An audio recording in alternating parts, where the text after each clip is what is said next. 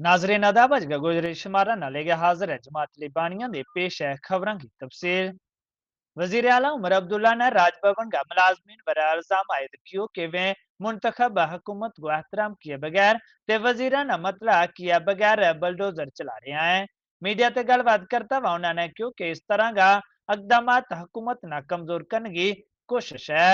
बठिंडे में इंसदाद तजावजात मुहिम पर रद्द अमल जाहिर करता हुआ उन्होंने सवाल किया कि खाली एक जगह ना क्यों निशानों बनायो गयो ते क्योंकि उन्होंने तमाम जमीन की मुकम्मल जेडीए मकबूजा फरासत की दरखास्त की है।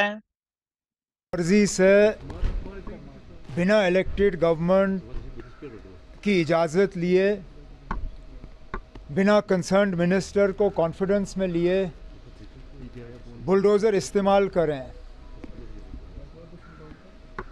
इसका सीधा सीधा मतलब ये निकाला जाएगा कि इलेक्टेड गवर्नमेंट को कहीं ना कहीं बदनाम और जलील करने की एक बहुत बड़ी साजिश रचाई जा रही है। इसीलिए हम बार बार कहते हैं कि हमारे डिपार्टमेंट में जो फील्ड स्टाफ हैं उन्हें लगाने की इजाज़त हमें होनी चाहिए। ठीक है, commissioner secretary, principal secretary, additional chief secretary वगैरह आप लगाएं, लेकिन डेवलपमेंट अथॉरिटीज़ के सीईओ वगैरह वो इलेक्टेड गवर्नमेंट की तरफ से लगने चाहिए। रेवेन्यू स्टाफ हमारे इजाज़त से होनी चाहिए। अफसोस की बात यह है कि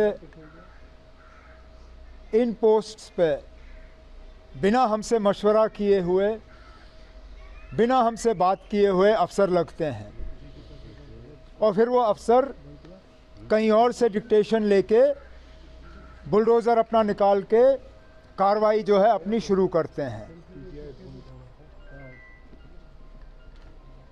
इसमें कोई दो राय नहीं है कि ये सब एक साजिश के तहत किया जा रहा है, पर्टिकुलर एक कम्युनिटी को टारगेट किया जा रहा है।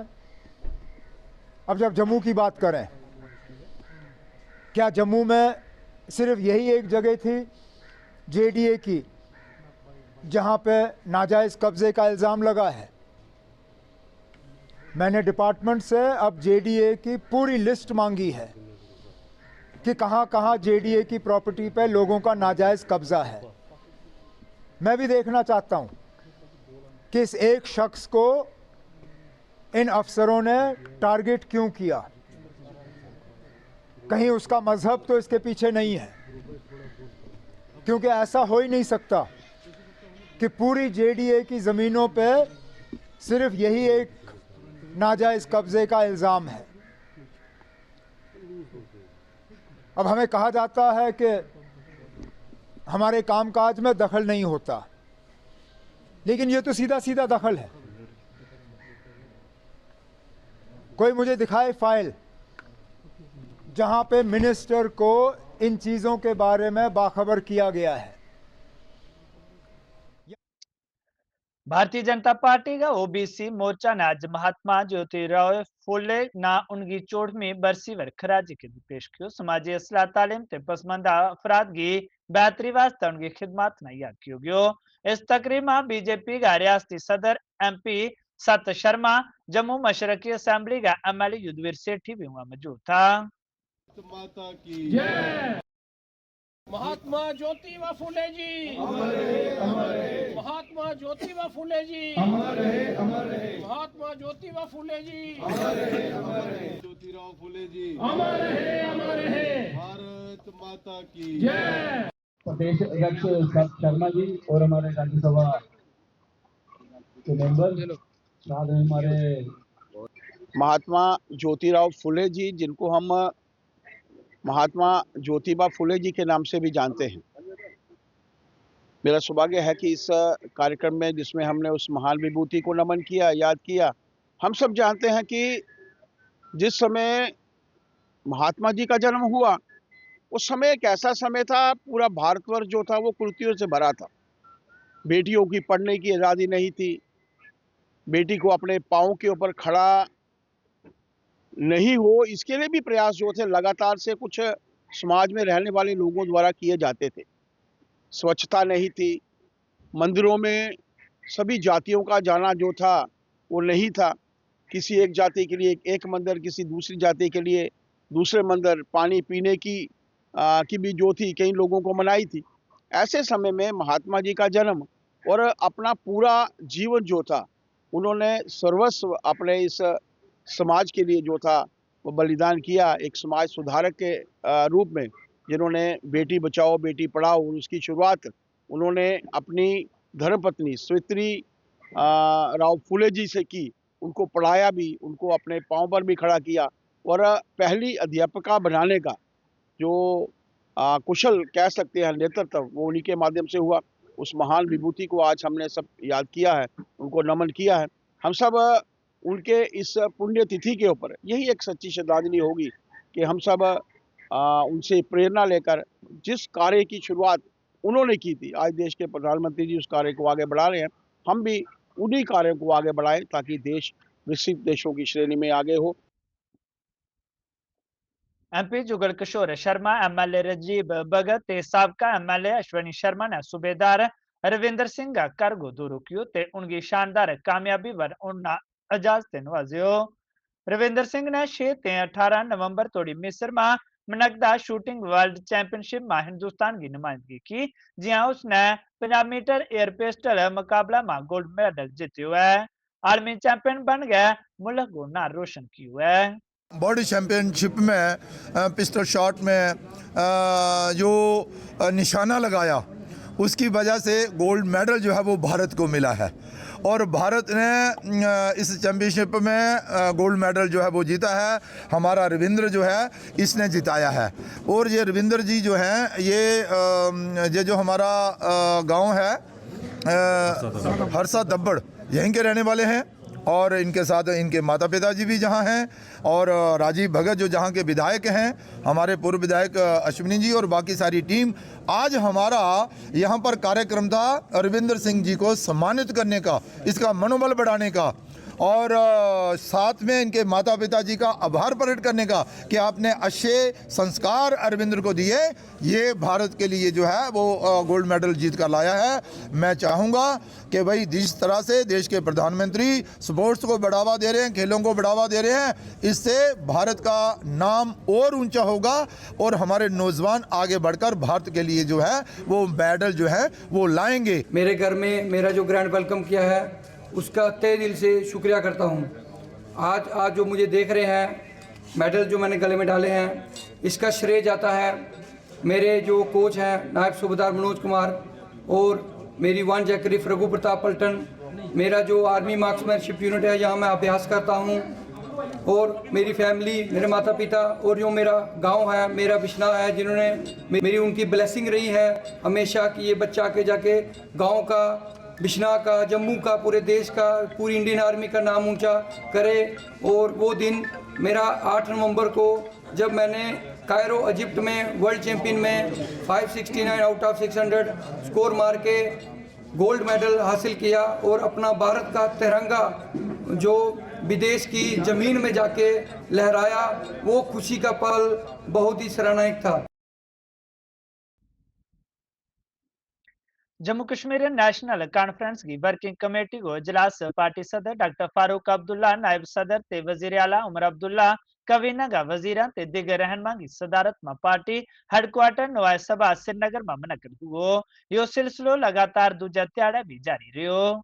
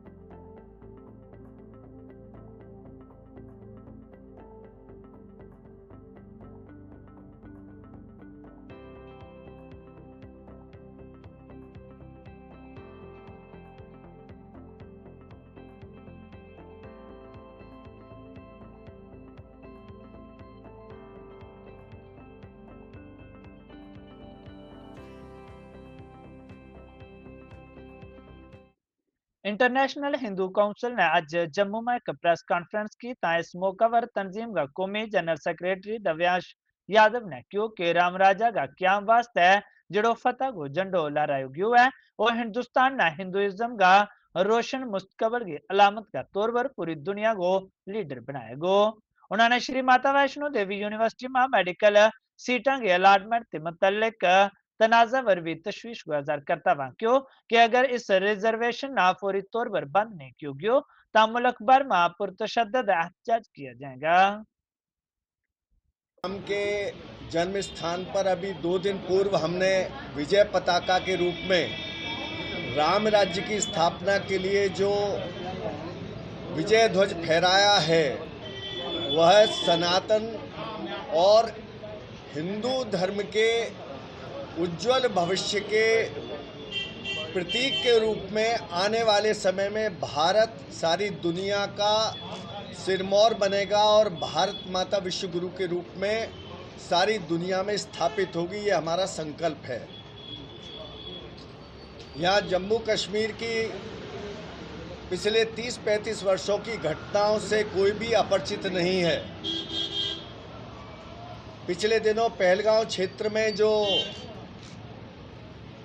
दर्दनाक घटना हुई जिसमें हमारी अनेक माताएं और बंधु अपने जीवन को राष्ट्र को समर्पित हो गए, ऐसे बंधुओं की हत्या करने वाले लोग जिनको ये कहा जाता था कि आतंकवाद का कोई धर्म नहीं होता, आतंकवादी अशिक्षित नहीं होता है, आतंकवादी संपूर्ण शिक्षा प्राप्त करने के बाद डॉक्टरी पास करके असिस्टेंट प्रोफेसर बनके वह सारी शिक्षित होने के बाद भी आतंकवादी बनता है। इसलिए बेरोजगार आतंकवादी है ये आवश्यक नहीं है। इस देश में शिक्षित व्यक्ति भी आतंकवाद कर रहा है और एक विशेष धर्म का व्यक्ति आज दिल्ली के ब्लास्ट से सारी दुनिया परिचित है। अमेरिका में भी गोली चलती है, डीसी वॉशिंगटन में चलती है, दिल्ली में ब्लास्ट होता है, उसका पूरा रैकेट पाकिस्तान और अन्य देशों से लिंक पाया जाता है। हमारी खुफिया एजेंसी की कमी कहें अथवा ये कह सकते हैं कि देश के कोने कोने में स्लीपर सेल के रूप में अनपढ़ और पढ़े लिखे दोनों प्रकार के राष्ट्र विरोधी हमारे बीच में आज निरंतर पैदा हो रहे हैं। इसलिए हिंदू समाज को जागृत होने की आवश्यकता है और आज अगर हिंदू समाज नहीं जगा तो जो कश्मीर में हुआ वह उत्तर प्रदेश में भी होगा, वो केरल में होगा। अंतर्राष्ट्रीय हिंदू परिषद ने संकल्प लिया है, घर घर जाएंगे और हर हिंदू को जगाएंगे और आतंकवाद और आतंकवादियों का सर कुचलकर इस देश को आतंकवाद से मुक्त कराएंगे।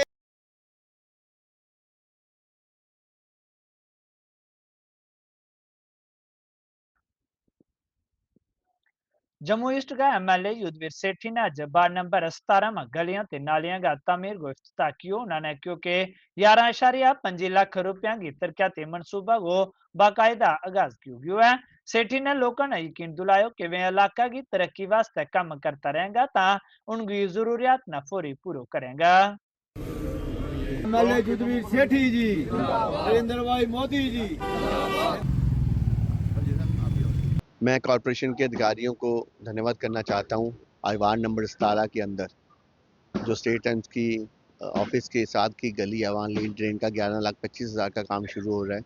ये पुरानी डिमांड थी लोगों की और इस डिमांड को आज पूरा करते हुए ये कार्य शुरू किया। मेरे साथ इस मंडल की प्रेसिडेंट श्रीमती स्वाति शर्मा जी, रमन जी जो डिस्ट्रिक्ट के हमारे स्पोक्समैन हैं, बलवान सिंह जी जो यहाँ के पूर्व पार्षद हैं, मेरे साथ श्रीमान अरुण सेठी जी जो ओबीसी के हमारे लीडर हैं और सभी गणमान्य व्यक्ति यहाँ के जो आज खास तौर से इस कार्यक्रम में आए हैं।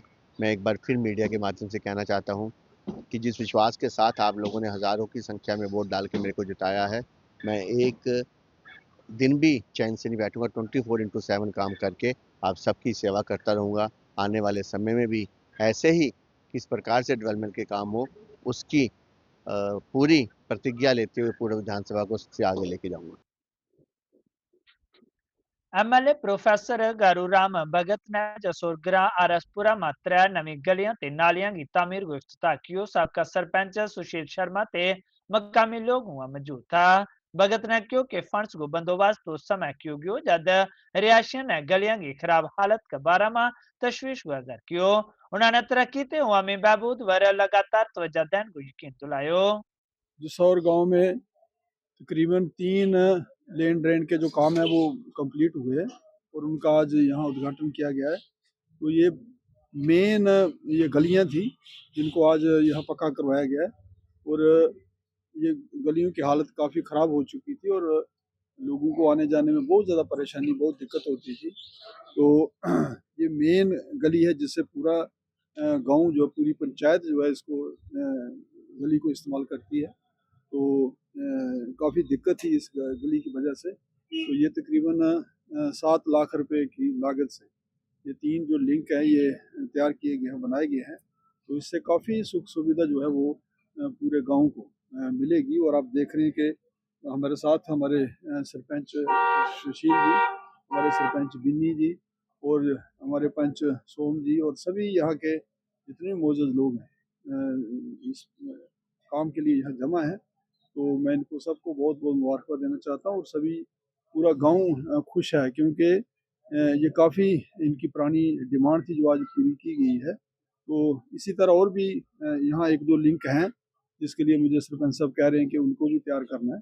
तो उनको भी जल्दी तैयार किया जाएगा और पूरे गांव को पूरी जो डेवलपमेंट की सुख सुविधा वो पूरी मिलेगी।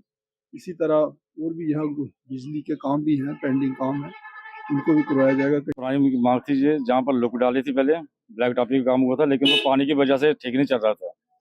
टाइलिंग का काम रखा जहाँ पर अपने एमएलए पाल साहब को बोला और ये पूरे गांव को लिंक लगता है। ये इसकी काफ़ी परेशानी आ रही थी और आए दिन जहाँ एक्सीडेंट होने का खतरा था और ये बहुत अच्छा काम, बढ़िया काम हुआ है। और एक भी 2 काम है हमारे, अभी एमएलए साहब को बोला है, इन्होंने कमेंट भी किया कि वो भी पूरा करेंगे। जसरोड असेंबली हल्का का पहाड़ी इलाका में 2 दिसंबर न किसान मेला मुनक्कद कियो जाएगो। एमएलए राजीव जसरोटिया ने पार्टी कारकुनां के नाल तैयारियों को जायजा लियो ते किसानां ते मकामी लोकां ते बड़ी तादाद में शिरकत की अपील की। उन्होंने क्यों कि इस तकरीब ते किसानां ने उनकी फलाह बहबूद वास्ते बनाई गई बख-बख सरकारी स्कीमां का बारे में जानने में मदद लपेगी।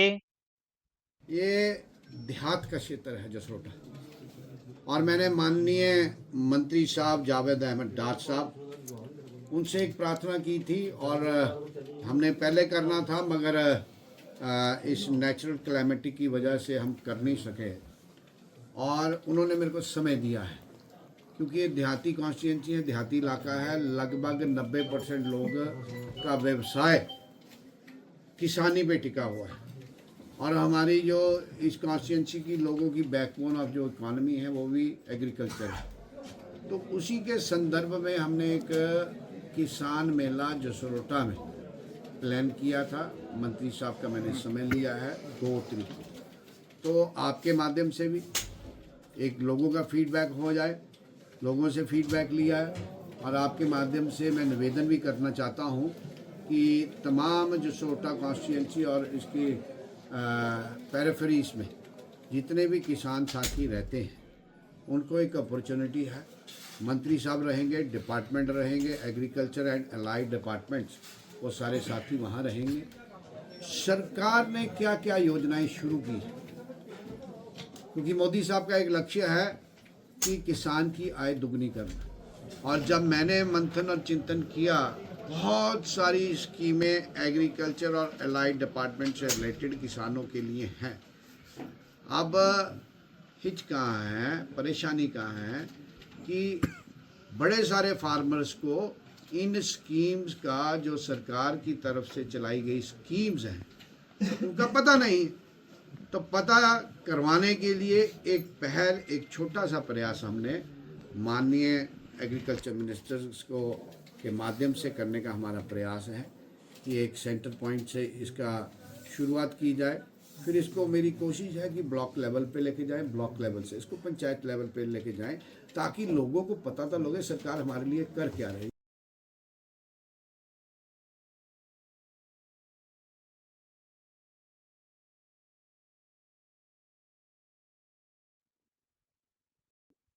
पीपल्स डेमोक्रेटिक पार्टी ने बठिंडी में जेडीए की पासचुन अदामी मुहिम की मजम्मत की है। ता पार्टी के तर्जमान वीरेंद्र सिंह सोनू ने आज एक प्रेस कॉन्फ्रेंस के दौरान क्यों कि यह मुहिम चुन चुन के चलाई गई है ते एक बेकसूर शख्स ना निशानो बनाया गया है जेड़ो के बर्दाश्त नहीं किया जाएगा।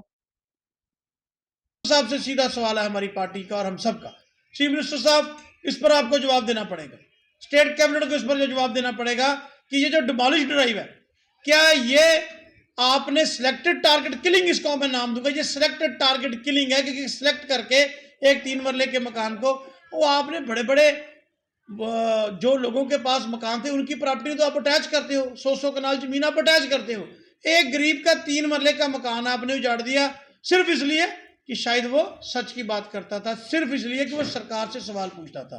लेकिन आज कटहरे पर दोनों सरकारें खड़ी हैं, एलजी साहब की जो वो भी खड़ी हैं, भारतीय जनता पार्टी भी खड़ी है, और मैं खास तौर पर नेशनल कॉन्फ्रेंस से आज पूछना चाहता हूं कि आज वो बता दें कि इस डिमोलिश ड्राइव के पीछे उनका टारगेट क्या था। अगर आपने स्टेट लैंड खाली करवानी है तो आप सारे वो नाम से अप्लाई कीजिए, आप सबकी स्टेट लैंड खाली करवाइए, कोई किसी को कोई इतराज नहीं होगा। आपने 3 मरले मकान वाले को लैंड ग्रैबर कह दिया तो जिनकी हजारों कनाल की जमीन है, जो आपके साथी हैं, उनके ऊपर कार्रवाई कौन करेगा। और आज ये मैं इनसे पूछना चाहता हूं कि आज किसी का जवाब दें हमें। हम जब कल वहां पर मौके पर गए, अरफाज डैंग का छोटा सा बच्चा कह रहा था, अंकल मेरी किताबें और मेरे खिलौने नीचे मकान के नीचे आके दब के रह गए। आप बताइए, कोई लीगल फॉर्मेलिटी भी होती है, किसी को नोटिस भी दीजिए। अगर आप नोटिस भी नहीं देना चाहते हैं तो मैं ये समझता हूं कि यहाँ डेमोक्रेसी कहाँ रह गई। आज अगर मैं आपके साथ बात कर रहा हूं, कल को मेरा भी मकान ये गिरा देंगे। ये कौन सी इंसानियत है, ये कौन सा कानून है जम्मू कश्मीर में चल रहा है। और सबसे दुखद बात कि चुनी हुई सरकार के राज में ये काम हो रहा है, और वो सरकार जिसको लोगों ने एक एब्सोल्यूट मेजॉरिटी लाके जिताया था। तो आज हम ये अपील करना चाहते हैं आपके माध्यम, मैं तो आपके पत्रकार भाइयों से अपील करना चाहता हूं, वो तो आपका साथी अरफाज डैंग साहब आपके भाईचारे से आते हैं, वो पत्रकार हैं। अगर पत्रकार, मुझे बताइए, अगर पत्रकार सच नहीं बताएगा, सच की बात नहीं करेगा तो आम जनता का क्या हाल होगा। आप इस पर सोचने की जरूरत है। हम सरकार के इस फैसले की कड़ी मजम्मत करते हैं, और मैं अपील करना चाहता हूं सरकार से भी, एलजी साहब से भी और स्टेट गवर्नमेंट से भी, भाई जिन अफसरों ने किसी के कहने पे या इलीगल काम ये किया है, अगर नोटिस नहीं दिया उनके खिलाफ कानूनन कार्रवाई की जानी चाहिए। आज का गुजरिश मारा बस इन जमात लिबानिया ना दियो इजाजत, रब रखो।